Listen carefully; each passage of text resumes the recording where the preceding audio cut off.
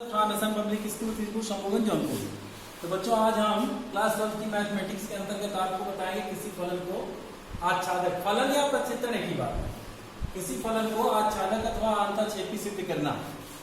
हमने आपको एक और बहुएक सिद्ध करने के लिए बता दिया था।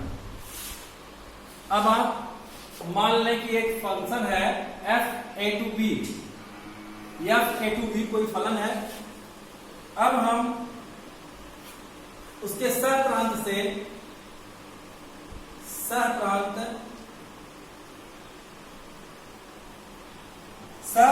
कोई अवयव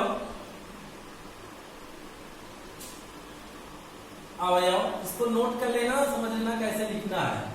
सहप्रांत से कोई अवयव y बिलोंग्स टू b लेते हैं, y बिलोंग्स टू b लेते हैं।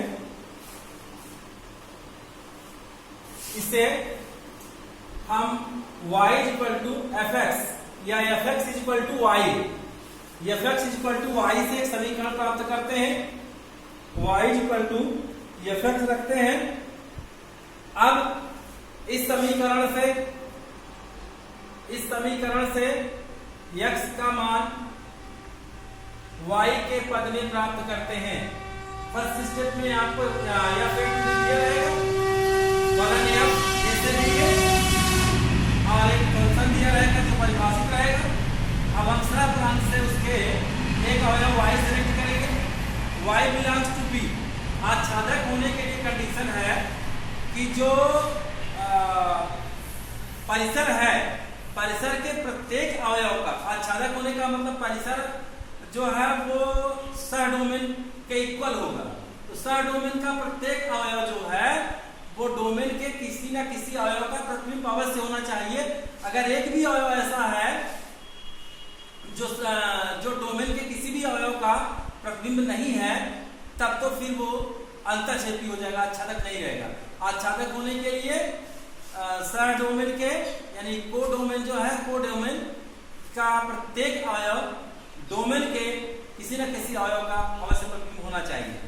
अब हम x का मान y के पद में ज्ञात कर लेंगे, x का मान y के पद में ज्ञात कर लेते हैं। अब x का मान y के पद में ज्ञात करके हम ज्ञात करते हैं x equal to f inverse y, f equal to f inverse y। अब हम करते क्या हैं, y के मान ले लेते हैं, सहडोमेन से y के भिन्न भिन्न मान ले लेते हैं और उन मानों को हम चेक करते हैं कि क्या वो डोमेन में हैं। अगर डोमेन में सभी प्राप्त हो जाए x के मान, तब तो कह देंगे कि ये आच्छादक है। सभी मानों के लिए प्रांत के मान डोमेन में हैं, x के मान डोमेन में हैं, तो हम कह देंगे कि आच्छादक हैं। और अगर कोई एक भी ऐसा है जो नहीं है, तब अवश्य ही वह अंतःक्षेपी हो जाएगा। जैसे एक एग्जाम्पल अभी हम लेते हैं तो इससे स्पष्ट हो जाता है, जिसको आप नोट कर ले इसके चरण। किसी फलन को आच्छादक अथवा अंतःक्षेपी सिद्ध करने के लिए जो दिया हुआ फलन है, या तो फिर मान लें या तो दिया हुआ फलन होगा, f(a to b) कोई फलन है। अब उसके सहप्रांत जो b होगा, b से कोई अवयव हम ले लेंगे, मान लेते हैं y बिलोंग्स टू b। ये सहप्रांत का, जिसे कोडोमेन कहते हैं, कोडोमेन का कोई अवयव है। अब y इक्वल टू fx लिख लेंगे तो fx का मान कुछ दिया रहेगा परिभाषा में fx का मान दिया रहेगा, तो y से हम एक समीकरण प्राप्त कर लेंगे। तो अब x का मान y के पद में ज्ञात कर लेंगे, तो x का मान जब y के पद में ज्ञात कर लेंगे तो y के भिन्न भिन्न मान लेकर के डोमेन से, और हम देखेंगे कि जो x का मान आता है, वैल्यू आती है, वो सहडोमेन में है कि नहीं है। अगर एक भी मान नहीं है तो अंतःक्षेपी हो जाएगा, और अगर सभी x के मान उसमें उपस्थित रहेंगे तब वह आच्छादी हो जाएगा। अब एक एग्जाम्पल लेते हैं, तो एग्जाम्पल से आप अच्छी तरह से समझ लेंगे। देखिए एक एग्जाम्पल है, फलन r0 to r0, फलन r0 to r0 मतलब अशून्य परिमेय संख्या से अशून्य परिमेय संख्या। r0 का मतलब अशून्य परिमेय संख्या, r0 जहां r0 अशून्य परिमेय संख्या है, जहां R0 अशून्य परिमेय संख्या का मतलब इसमें शून्य को छोड़ के सभी परिमेय संख्याएं हैं, अशून्य परिमेय संख्या है। और ये परिभाषित है किससे? परिभाषित है fx equal to 1/x, fx equal to 1/x for all x belongs to R0, x belongs to R0, x जो है R0 का अवयव है, fx इक्वल टू 1/x से परिभाषित है। अब इसी को हमें सिद्ध करना है कि ये फलन आच्छादक है या अंतःक्षेपी। अब मान लिया y बिलोंग्स टू R0 के लिए, माना कि y एक डोमेन का जो R0 है उसका एक अवयव है, y बिलोंग्स टू, माना y बिलोंग्स टू R0 इस डोमेन का है, या कोडोमेन कह दीजिए, कोडोमेन या सहप्रांत का अवयव है। अब तो y इक्वल टू हो जाएगा fx इक्वल टू 1/x, यानी y इक्वल टू हो गया 1/x। तो तीसरे चरण में हमने कहा था कि x का मान y के पद में, तो x इक्वल टू हो जाएगा 1/y, x इक्वल टू हो जाएगा 1/y। अब यहां देखिए, प्रत्येक y बिलोंग्स टू R0 के लिए, प्रत्येक y बिलोंग्स टू R0 के लिए अब आप चेक करें क्या डोमेन में होंगे अवयव x में, इस R0 में होंगे। अब देखिए, अगर हम y इक्वल टू लेते हैं 1 तो x इक्वल टू हो जाएगा 1, y इक्वल टू 2 लेते हैं तो 1/2 हो जाएगा। 1/2 रियल नंबर है, क्योंकि रियल नंबर जो होता है, रियल नंबर वो परिमेय और अपरिमेय संख्याओं का यूनियन होता है। रियल नंबर परिमेय संख्या यूनियन अपरिमेय संख्या, परिमेय संख्या और अपरिमेय संख्याओं का समुच्चय जो है वो रियल नंबर है। तो 1/2 आल्सो रियल नंबर, क्योंकि केवल शून्य नहीं होना चाहिए, तो 1/2 भी होगा। अगर हम 3 लेते हैं तो 1/3 हो जाएगा।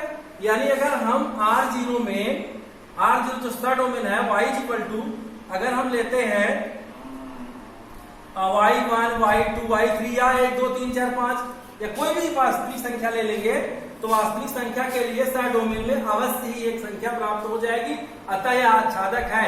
यानी y1, y2, y3 and so on, इसके लिए डोमेन में 1/y1, 1/y2, 1/y3 आदि संख्याएं होंगी। अतः कोई भी आप मान लेंगे y का, डोमेन में उसका अवयव, उसका पूर्व प्रतिबिंब जरूर प्राप्त हो जाएगा। अतः यह आच्छादक है। अब लिख देंगे कि अतः यह आच्छादक है। एक दूसरा एग्जांपल और सेटअप करते हैं, देखिए उससे आप, यह बराबर है f such that n to n, f such that n to n। एक एग्जांपल और देखिए तो आप समझ जाएंगे। f such that n to n प्राकृतिक संख्या से प्राकृतिक संख्या में, यानी डोमेन और स्टार डोमेन दोनों ही नेचुरल नंबर है। और जो फंक्शन है परिभाषित है fx equal to 2x plus 1, fx equal to 2x plus 1 के लिए देखिए कि आच्छादक है या अंतःक्षेपी, इसको प्रूव करना है आपको।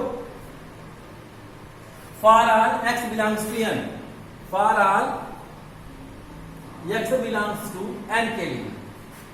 तो मान लिया कि डोमेन में, स्टार डोमेन में एक अवयव y है, तो y belongs to n, y belongs to n, माना y belongs to n star डोमेन। स्टार डोमेन का है y, क्योंकि डोमेन और स्टार डोमेन दोनों ही n है, तो स्टार डोमेन वाला ही है। y belongs to n star domain में,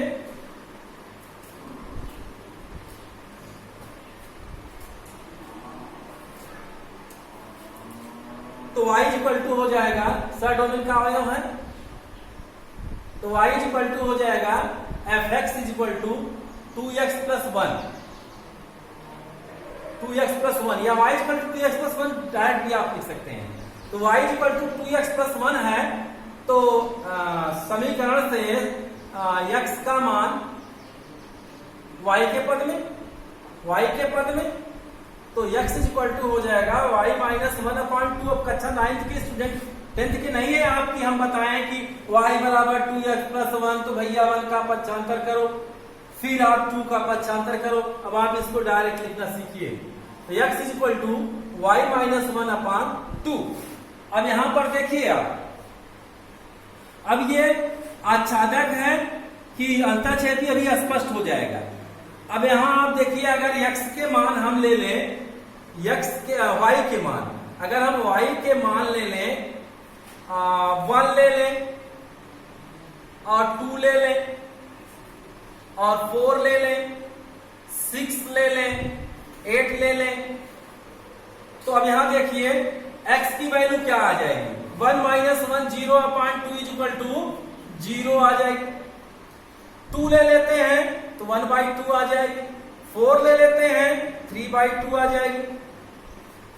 नहीं, 3 ले लेते हैं, 4 ले लेते हैं, 4 माइनस 3/2। 6 ले लेते हैं तो 5/2, 8 ले लेते हैं तो 7/2, 10 ले लेते हैं तो, अगर 10 ले लेते हैं तो 9/2।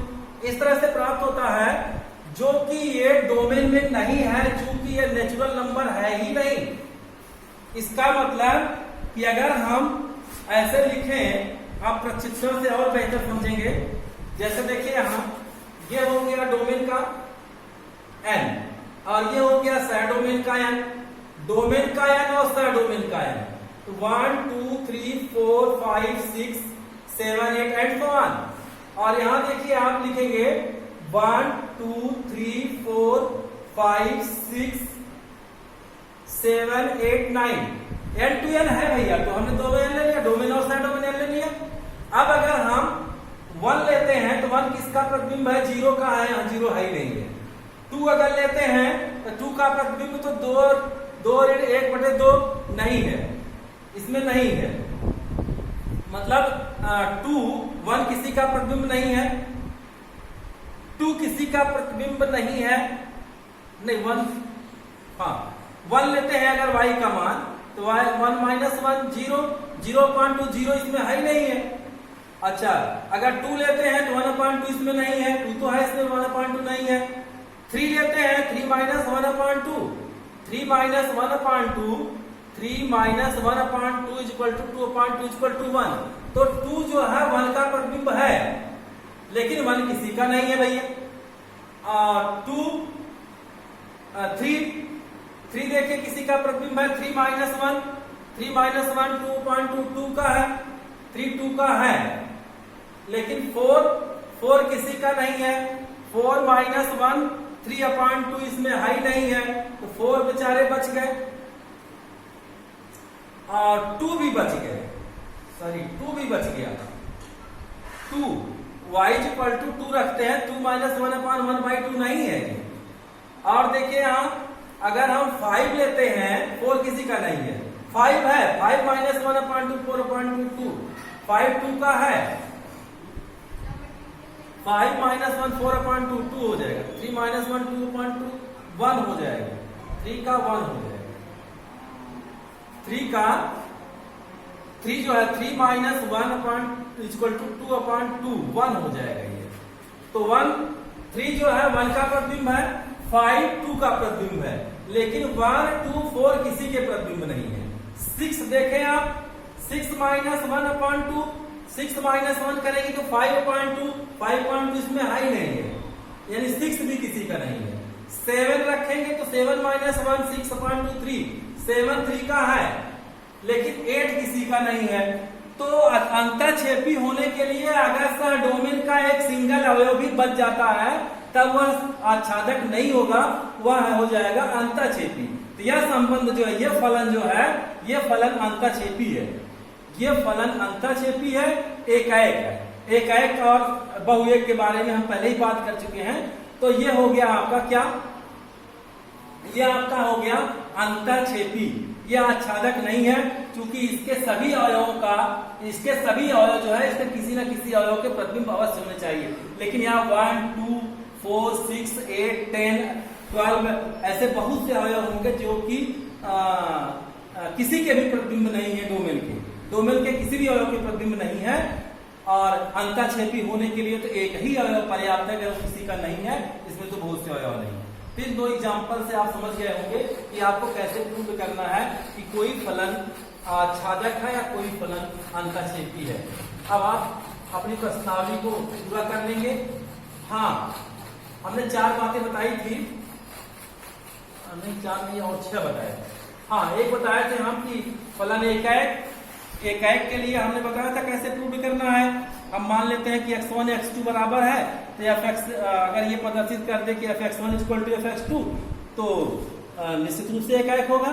और अगर ऐसा नहीं है, x1 ≠ x2 और fx1 = fx2, तब तो हो जाएगा वो कि बहुएक हो जाएगा।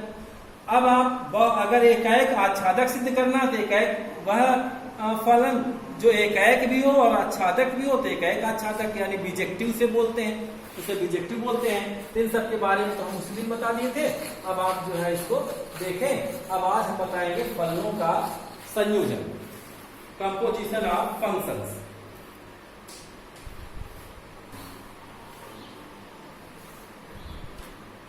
बात करते हैं फलनों के संयोजन की।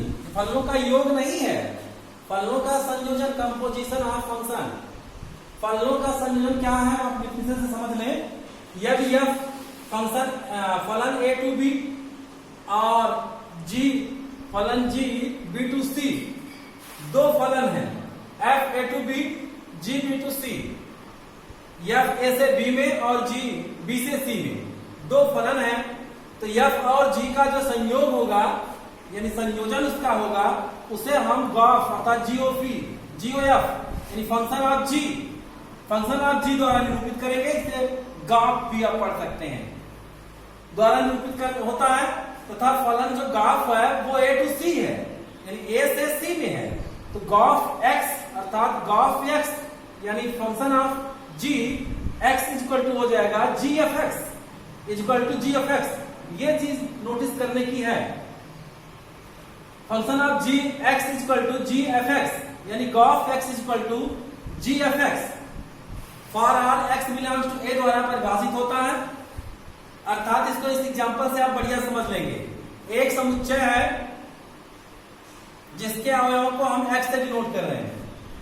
x का जो प्रतिबिंब प्राप्त होगा x f a to b, अब a से b में जो रिलेशन है x का जो प्रतिबिंब है वो fx होता है। जाहिर सी बात है fx = x करते हैं आप तो x का मान रखते तो fx आ जाता है। तो y तो x का जो प्रतिबिंब है वो fx है। अब एक दूसरा है g b to c, ये f है g है, g b to c यानी अब fx यहाँ जो है ये डोमेन हो गया इसके लिए तो सा डोमेन हुआ, a के लिए यह सा प्रांत हुआ, लेकिन c के लिए जो b है डोमेन हो जाएगा। अब इसका जो प्रतिबिंब प्राप्त होगा वो gfx होगा। तो यदि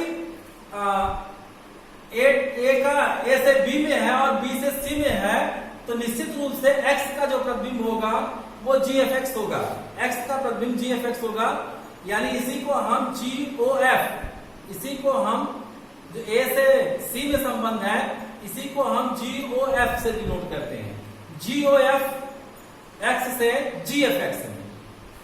अब आप देख लीजिए एक और एग्जांपल हम लेते हैं तो आप समझ जाएंगे GOF में कौन से अवयव हैं। देखिए एक समुच्चय है A,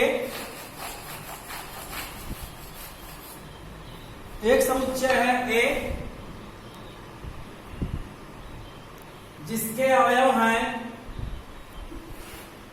1, 3, 4। एक समुच्चय है B, एक समुच्चय है B जिसके अवयव हैं 1 to 5 समुच्चय B, और समुच्चय C है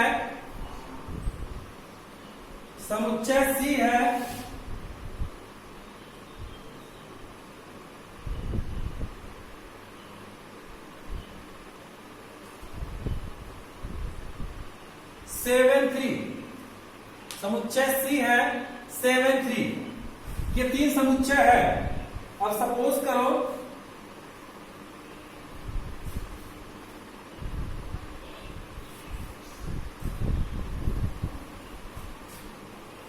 1 रिलेटेड हो जाए 2 से, 3 रिलेटेड हो जाए 5 से, 4 रिलेटेड हो जाए 1 से, 4 रिलेटेड हो जाए 1 से। अब इसका देखिए 1 रिलेटेड हो जाए 3 से, 2 रिलेटेड हो जाए 3 से, 5 रिलेटेड हो जाए 7 से। अब यहां पर आप देखिए, अब ए से जो बी में रिलेशन है, ए से बी में जो रिलेशन है एफ, ए टू बी हो गया और जी बी टू सी है। अब जो बनेगा जी ओ एफ, गॉफ जिसे बोलते हैं, गॉफ जो बनेगा, अब देखिए 1 का 2 से है, 2 का 3 से है, तो 1 का 3 से हो जाएगा, यानी 1 3 संयोजन जब करेंगे तो।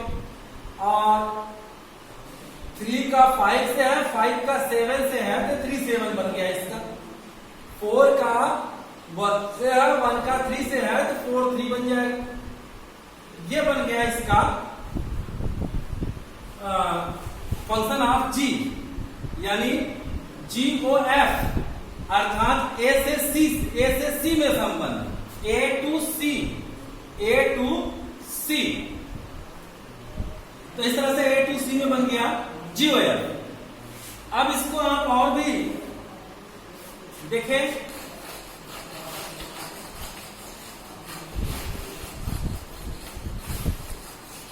तो जीओएफ का मतलब अब आप समझ गए होंगे। जीओएफ जो है, अगर ए से बी में संबंध है और एफ और बी से सी में है जी, तो जो जीओएफ बनेगा वो ए से सी में बनेगा। और g o f x is equal to g o f x is equal to g f x. अब इसमें आप देखिए, आपकी प्रश्नावली का एक सवाल है, देख लीजिए, आपकी प्रश्नावली का एक सवाल है, प्रश्नावली 3 का।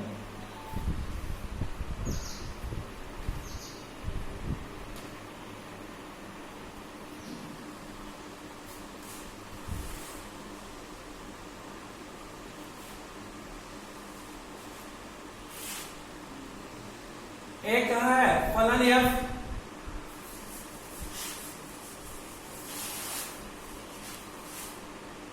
फलन एफ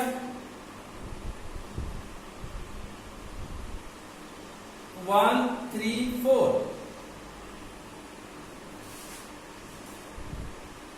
2 1 2 5, 1 2 5 तथा फलन जी है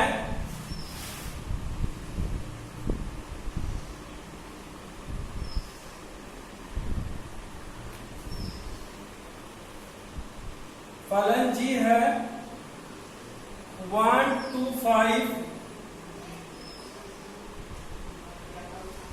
2 1 3, 1 3 4 2 1 2 5 1 2 5 2 1 3। अब इससे जो फलन f प्राप्त हुआ, फलन f इज इक्वल टू 1 2 3 5। अब देखो भैया, एक संबंध f है समुच्चय 1 3 4 से 1 2 5 में, और संबंध जो g है, एक फलन है 1 3 4 से 1 2 5 में, दूसरा फलन है g जो 1 2 5 से 1 3 में है।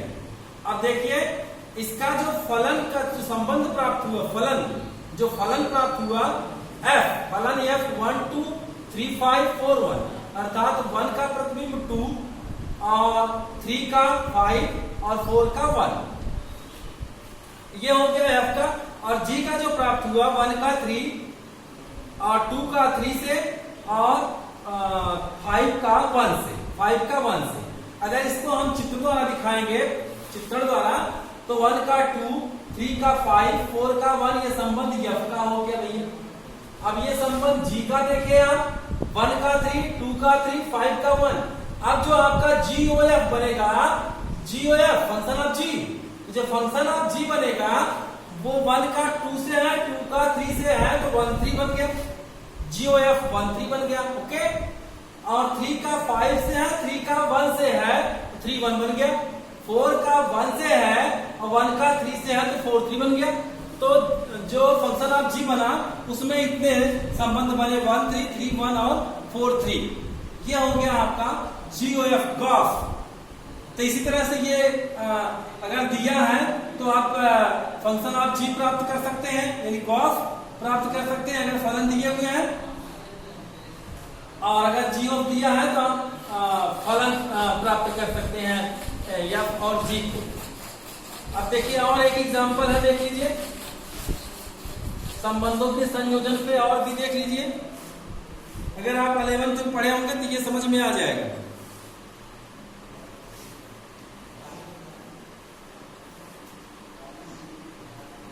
है यदि fx equal to mod x तथा gx संबंध gx इक्वल टू फलन gx equal to 5 mod 5x minus 2, फलन fx equal to mod x तथा gx equal to mod 5x minus 2, दो फंक्शन है ये।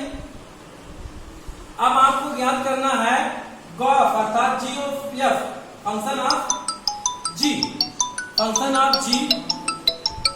तो हमको फंक्शन ऑफ g ज्ञात करना है, तो function of g x equal to हम जानते हैं, function of g x equal to जानते हैं g f x। तो g f x बराबर हो जाएगा, अब f x बराबर देखिए क्या है, मॉड x, ये हो जाएगा g mod x, g mod x, g mod x। अब आप देखो बेटा gx बराबर है 5x माइनस 2, अगर हम g1 लिखें तो हो जाएगा 5 गुणे 1 माइनस 2, मॉड g माइनस 1 लिखें तो mod 5 into minus 1 minus 2, g y लिखें तो 5y माइनस 2। अब g मॉड x लिखेंगे तो x की जगह क्या हो जाएगा, मॉड x, तो हो जाएगा मॉड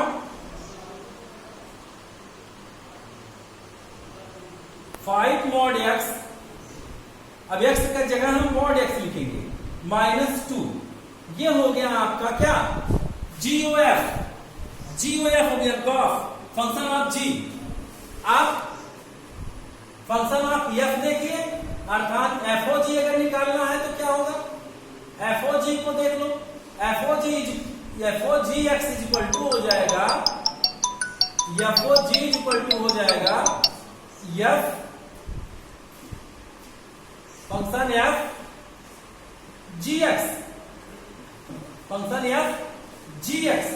तो फंक्शन f gx, तो gx इक्वल टू क्या है भैया, मॉड 5x माइनस 2, तो हो जाएगा ये f mod 5x minus 2, mod 5x minus 2।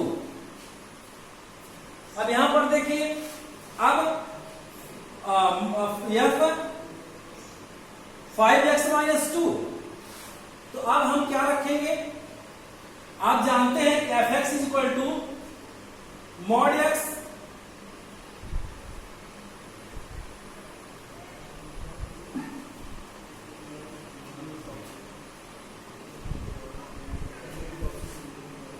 तो अब यहां हम x की जगह रख देंगे fx is equal to mod x, f1 is equal to mod 1, f2 is equal to mod 2। तो जब f मॉड 5x माइनस 2 है तब इसकी जगह हम x की जगह मॉड x लिख देंगे, तो ये हो जाएगा मॉड 5 मॉड x माइनस 2। ये हो गया किसकी वैल्यू भैया, ये हो गई वैल्यू फॉग x की वैल्यू ये हो गई और गॉफ x की वैल्यू ये हो गई। अब आपको स्पष्ट हो गया होगा, ये आपके सवाल है। एक आध एग्जांपल, एक आध सवाल और कहीं करा दे, नहीं तो आप प्रश्नावली 1.3 भी करिए। अभी ये चीज में आपको बताना है इनवर्टिकल।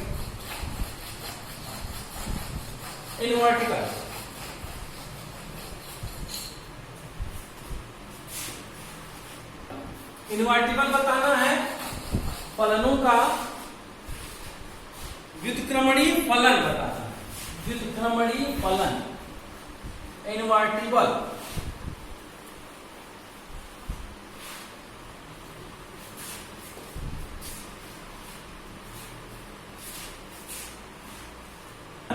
या प्रतिलोम।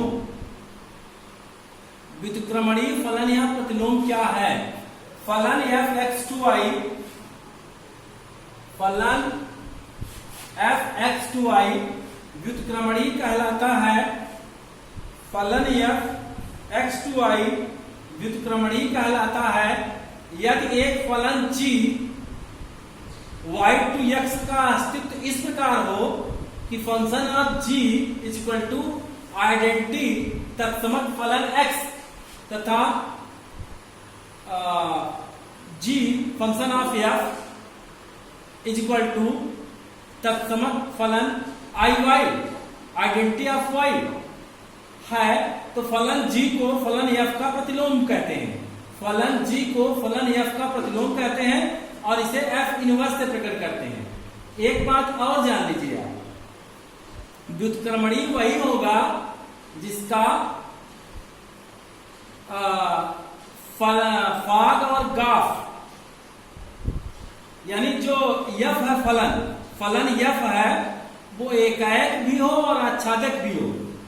अगर ये फलन यफ एकाएक और आच्छादक होंगे तभी उसका व्युत्क्रमणीय होगा, और अगर व्युत्क्रमणीय है तो उसका फलन अवश्य ही एकाएक और आच्छादक होगा। इस बात को आप लिख भी लीजिए, इस बात को आप नोट कर लीजिए।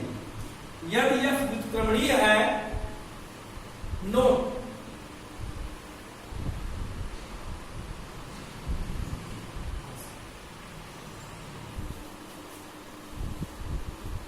इसको आप नोट कर लें।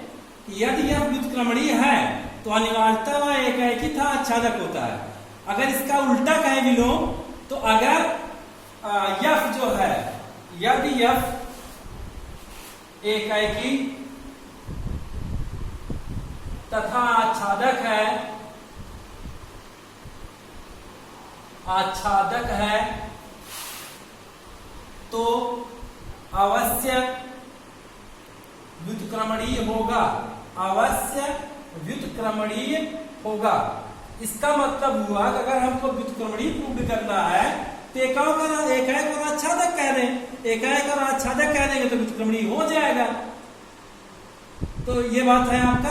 अब आप इसको, हम इसकी प्रश्नावली दे देते हैं। एकाएक और आच्छादक प्रूव कैसे करेंगे ये हमने पीछे बता दिया था, और कल इसका और बनाएंगे। कल इसके हम एग्जाम और भी एग्जाम्पल्स क्या क्वेश्चन है कुछ सॉल्व करा देंगे इसके। आप तब कोशिश करना, अगर आ जाता है तो ठीक है, नहीं तो कल इसके कुछ सवाल करवाएंगे। त्रिकोणमिति को फलन के हिसाब से पढ़ना है भैया।